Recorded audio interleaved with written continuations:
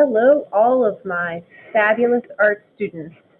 Today, we are going to teach you one of the most basic things, and that is how to thread a needle.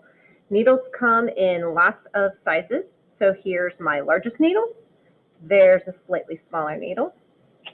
Here is slightly smaller needles. And here's a smaller needle with a bigger head. And these needles are pretty tiny. So various different sizes. All needles have a point and they have an eye. And depending upon what you're sewing with them, depends on the size of the eye and it depends on the point. And the size of the eye also determines if it's a needle that should be used for yarn, if it's a needle that should be used for something like embroidery floss, or if it's something itty bitty teeny tiny and it should be something to use with thread. So let's start with the basics. I'm going to lift this up. I'm hoping that you can hear me. Yarn. This is the project you guys are working on right now, and I'm going to submit this video for this particular project. The next project you do, you will be threading smaller needles. So there's the end of my yarn. So rather than just pulling off a chunk of this, cutting it off and going, I found the end. Or at least I thought I did. Good afternoon, all. This is Chase with your afternoon announcement. And I'm going to turn Chase off. Good luck to the boys soccer team and the... Okay, so after having shut Chase off, no offense to Chase, of course, we are back. And so the way that I thread my yarn needles, if I take this and I start kind of jabbing, I'm not going to make it very far. That's a problem. So what I'm going to do is I'm going to slide my yarn or slide my thread or slide my embroidery floss down, and I'm going to pinch it between my index finger and my thumb. Let's see if I can get this in focus better. So there you see it a little bit. I'll move that off to the side so that you can, maybe we'll be able to see better. My hands are dirty because we were painting today. So I have this, I have it pinched pretty hard.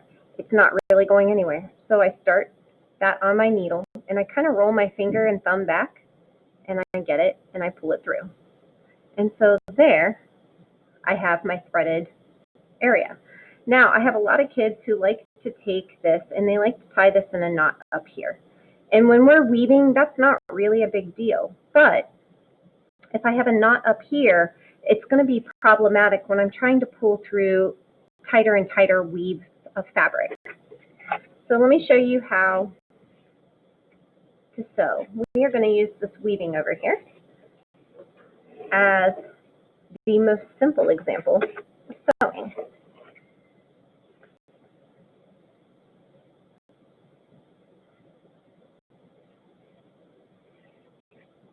I'm actually going to undo this one, although that pink is pretty. And there we go. I'm coming at this from a weird angle. So I'm going to hold this down here by my finger and thumb, and I'm going to push it through. And I'm not tying a knot up here. This end is already knotted down here, and I can just do my basket weave, my over and under that we've been practicing. And when I go to pull it through, this is another part where kids get tricky. I'm going to pull it through, but when I pulled it through, if you look, I'm holding this down here at the eye of my needle. I didn't have to pull tight, but when I pulled it, I didn't get over here to the end where it goes whoosh. That prevented, because I held down here when I was pulling on it, it prevented me from pulling this off. Okay, so that's me talking a lot of gibberish, although I was told by a student today that what I'm putting out is not gibberish. It makes perfect sense. He just has to read directions better. I don't know. I hope it's that easy. Okay, I'm going to put that to the side. Actually, I don't want to lose the needle, so I'm going to bring the needle back up. So let's talk embroidery floss. Embroidery floss is, I'm going to zoom down.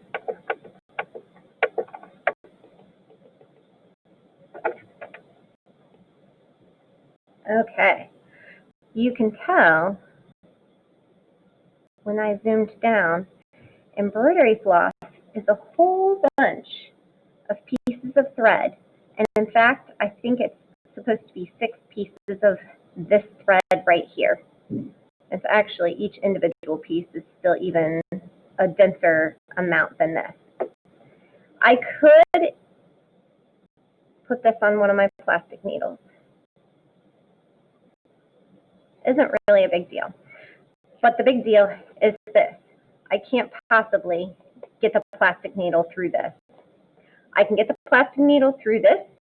I can get the plastic needle through my weaving. That's totally fine. It is not the appropriate tool for this. So what I need to do is find a metal needle. And I need to make sure the metal needle has a sharp point. I want to make sure that the metal needle is going to go through my project. And so you see this metal needle is going through the project.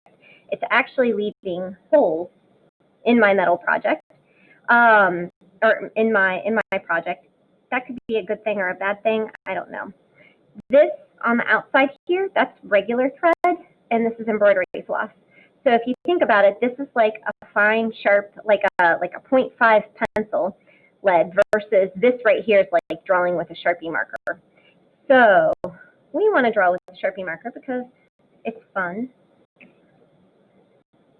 The way that I thread this one, I want to find a needle not only that has a pointy, sharp area, but it also has a big enough hole.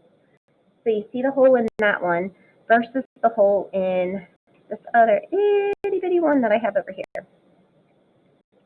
That hole right there is not appropriate for this size thread. We'll try, but I might be able to get one in there, maybe 2. You can see that, but it's just not big enough. And I say this, and some of you, it's going to be perfectly logical, and you're going to be like, why is she even showing this to me? This is dumb. And you guys probably won't even bother watching this video. But for those of you watching the video, you're clearly watching the video because you need some extra tutelage on this. So that got a little tricky. It got a little tricky because this guy here went through a little bit late, and it created kind of a bubble. I can go back and I can pull that through like that. If you're having a lot of trouble getting this threaded, 2 things to troubleshoot. The first thing, down here at the end, we got lots of things happening here, and I have very dull scissors. Oh, that's embarrassing.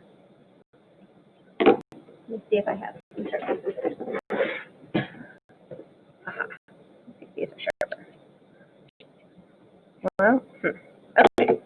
So now I have a better, blunter edge there. And when they make a needle, they have this big metal stamp, and they push a hole through the actual needle. That's how they make the eye of the needle. And so then that actually creates one side of the needle where the metal kind of naturally tucks in, and the other side of the needle, the metal kind of tucks out a little bit. It's kind of blasted through a little bit. So if you're having a lot of trouble, flip your needle over. So either you can push it through on that side. And so you saw how I held that real close to my finger and my thumb like that. And I started to push it through, and I kind of wiggle it through and guide it through. Now you see how that side didn't go through as nice. That might be the wrong side of my needle.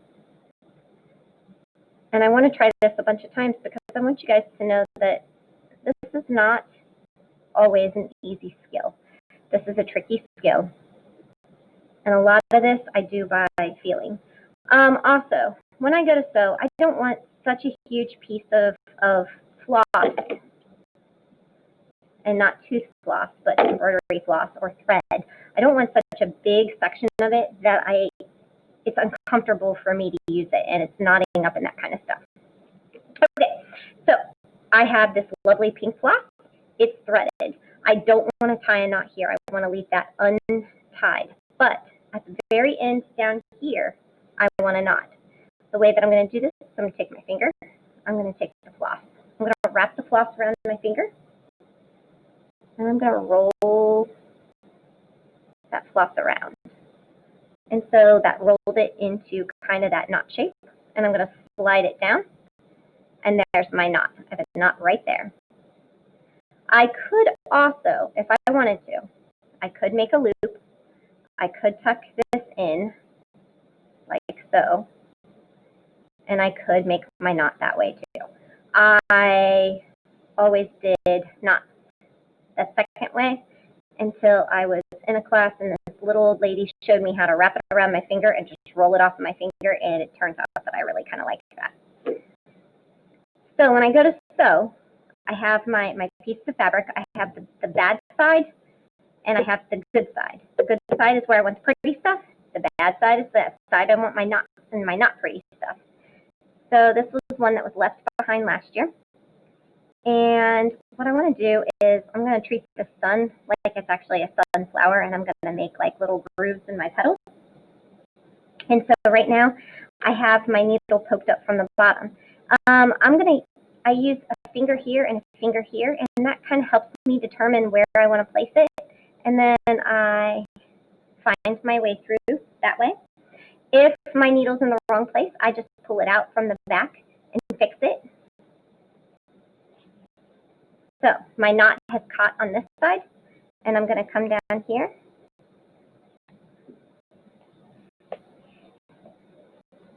And there, I've made a line.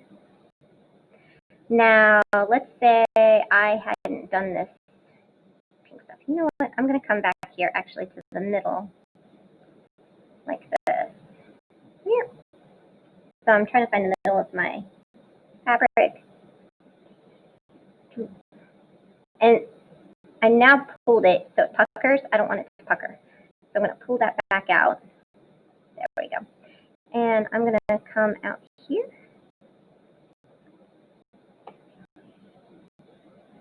And I'm just going to use this and just make some silly little designs.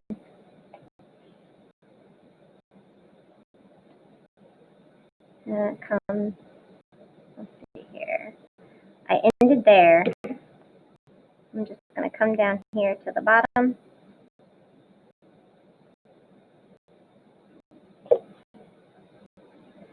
And I'm going to go over here. Now, I want to continue this pink line here. So I'm going to try this thing called a running stitch.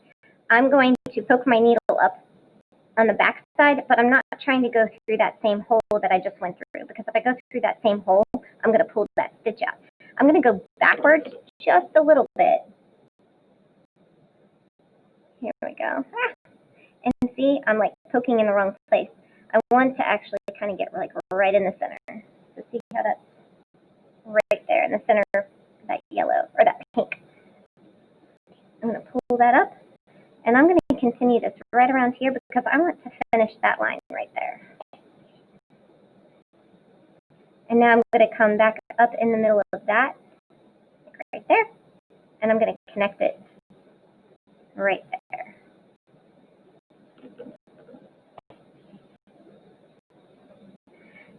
So I kind of created a little petal happening right there. They did a running stitch here, and they were leaving little spaces in between.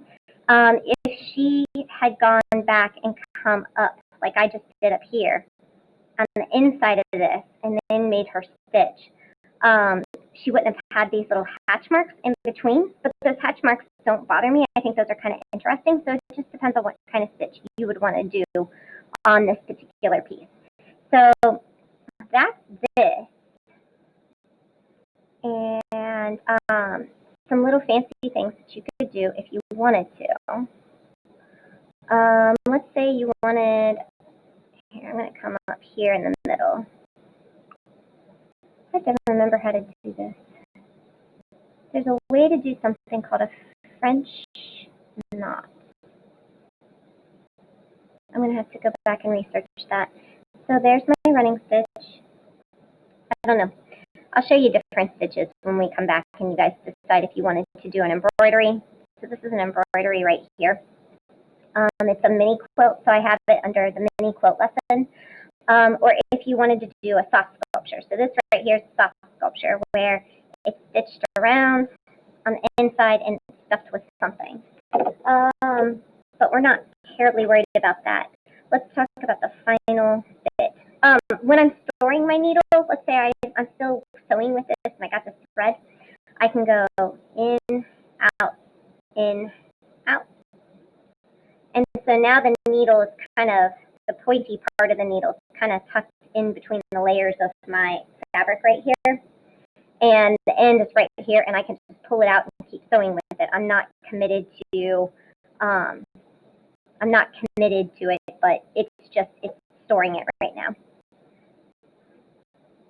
This is funny. I'm even having a hard time picking this needle up because I have old lady fingers. Let's pick some green. I'm hoping somewhere in my head the green is going to be easy to see. Snip this off.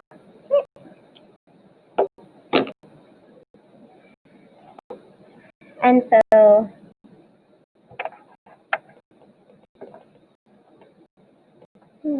come on. Sorry.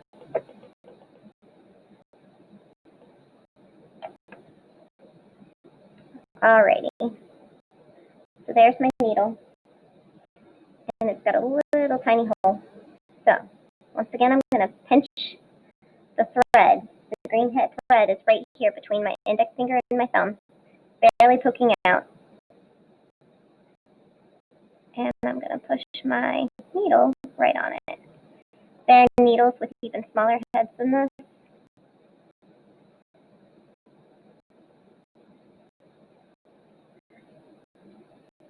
And so this is the kind of stuff I use when I sew my pants together, like when I hem my pants. I don't use embroidery floss because I want it to disappear. I'm not tying a knot here. I'm going to go to the end of my thread. So this is my needle, and this is my thread, and this is the very end down here. That's where I'm going to wrap it around my finger, roll it off, and slide it down. And that makes my little tiny knot. And once again, I could always just make a loop. So there's my loop. And I can take that knot and tuck it in through the loop, just like this, and slide that down. And so there's my knot. And once again, I think I'm going to follow this purple line. I'm going to pull it up through, and I'm going to go down. And we'll try to do a little bit of a running stitch, so it looks like a line.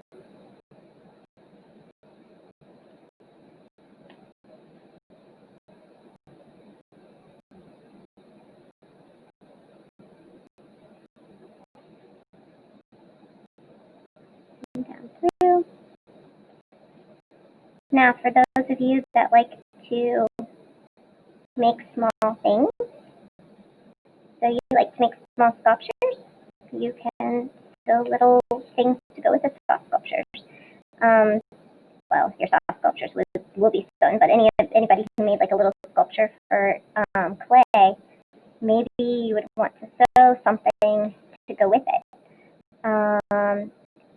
There's a big movement right now of having jewelry that's made using soft materials. The nice thing about it is that it's lighter weight than lighter weight than metal. It's cheaper than metal. You can hand sew masks. If you really want to hand sew a mask, I can get you some patterns. Actually, you can get the patterns right offline. And so all I'm doing is I'm using that finger on one side and that finger on the other side, and I am just sewing these together. Now, if I was, this right here, that rough edge is tucked inside. And so when I do stuff like that, okay, I just had a little bit of a knot problem. Every once in a while, you just need to kind of check on the other side and make sure you didn't accidentally tie stuff into knots. So when I'm sewing two pieces of fabric together, I do this kind of stitch. It looks like the purple stitches up here, except they're smaller and they're tighter together. Because clearly up there it is. You can kind of see them where they're smaller and tighter together. My great-grandma would be very disappointed in my stitch quality because she was a professional quilter. She ran the quilting bee. She was the quilting bee. She was a terrifying woman at a whopping 4'8" tall. Okay, so I don't know if you just noticed that, but I did something that sewers kind of dread doing. Here, I'll do it again, and I'll do it on purpose this time. So you're sewing along, not paying attention, and whoops, you've totally pulled your thread off of your needle. So that's a really big pain in the butt when you're especially sewing with embroidery floss, simply because embroidery floss is such a pain in the neck to thread. So I'm going to wiggle that on there. So when I'm doing this, I want you to pay attention. I put that through, and as I grab it on this side, I grab it back here at the eye of the needle. And then my finger and thumb are holding my thread onto the needle. So when I come back up through, once again, I'm using my middle finger as my guide. Okay, so as I pull it through, I grab it here, and then I pull it up so that I'm not pulling it off. And that's something I didn't even realize that I did that until like last year when I had some kids that were just really struggling and they kept pulling their thread off. I'm like, I never had this problem. And then I realized, oh, wait a minute, I did have this problem way back when I was just learning how to sew, and that's because I just didn't know. You will poke yourself, so I don't know if you just saw me jump. It hurts.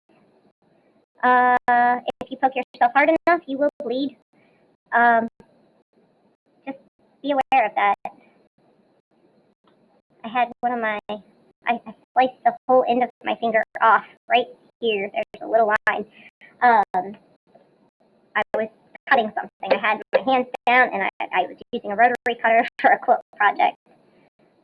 My husband really likes making fun of me, and he likes to tell everybody that I cut my finger off in a free quilt accident. Okay, so I went into my green line there. My green line's far enough. So I'm going to pull it to the wrong side of my fabric, and I can, right now I have this thread wrapped around my fingers that you can't see. Okay, so here's the wrong side of my fabric. I'm going to wrap the thread around my fingers. I'm going to poke it through like that. And I'm leaving my finger there. And what the finger's doing is it is guiding my knot where I want my knot. And now I'm going to slide my thread, or my needle in here. I'm pressing my needle against my thread, and I'm pulling. And I've guided my knot right where I want it so that it's not like way out here. And then I can snip that extra thread off.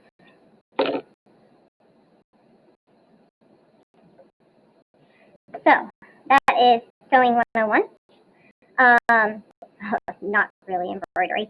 And then how to thread a needle. And I hope you guys do okay with this. The first part of it will just help you get started on your weaving, whether that's your basket weaving or your